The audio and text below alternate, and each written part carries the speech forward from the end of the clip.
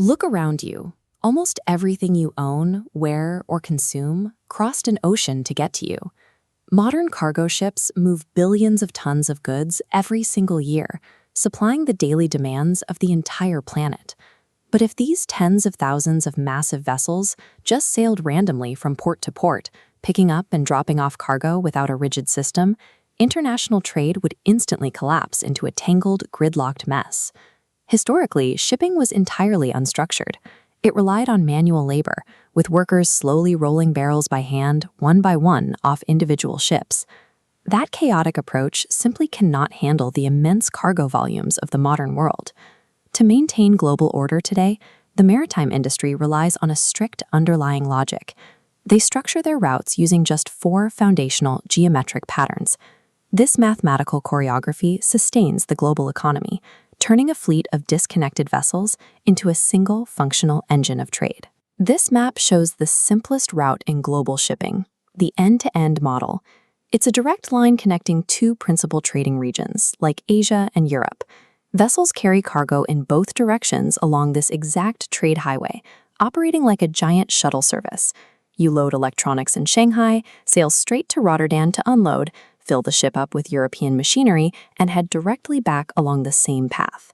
But there is a geographic limit here. If a shipping line needs to connect 3 or 4 different global regions, forcing a ship to constantly turn around and retrace its steps wastes enormous amounts of time and fuel. This map illustrates the round-the-world service. The route forms a continuous circle linking Asia, Europe, North America, and returning to Asia. Without reversing, the ship carries completely different cargo on different legs, like Europe to New York and New York to Asia on a single voyage. Upgrading from a simple reciprocating line to a continuous circle maximizes the geographical coverage a single vessel can provide. Sometimes, however, a shipping line wants to connect multiple major trade routes while heavily prioritizing one central, vital market that sits in the middle. This diagram illustrates the pendulum service. It uses a swinging arc, relying on a central area, like Europe, as a fixed fulcrum connecting North America and Asia. By passing through this fulcrum, cargo from completely different routes share space on a single, highly efficient network. But these first 3 models all share a physical restriction. They rely on massive mainline ships. These vessels are so wide and their container stacks are so dense that they require deep water and heavy infrastructure. They are physically incapable of entering smaller, shallow regional ports. This diagram shows the hub-and-spoke model. Instead of direct long-distance routes, the network is built around a central transshipment hub.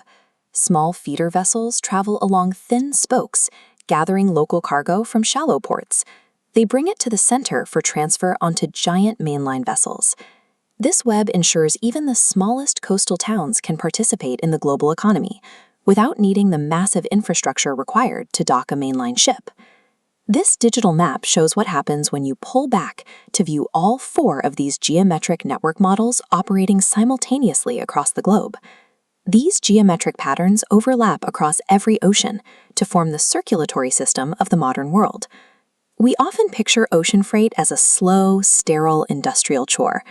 The reality is a high-speed, mathematically precise choreography demanding flawless execution across millions of moving parts.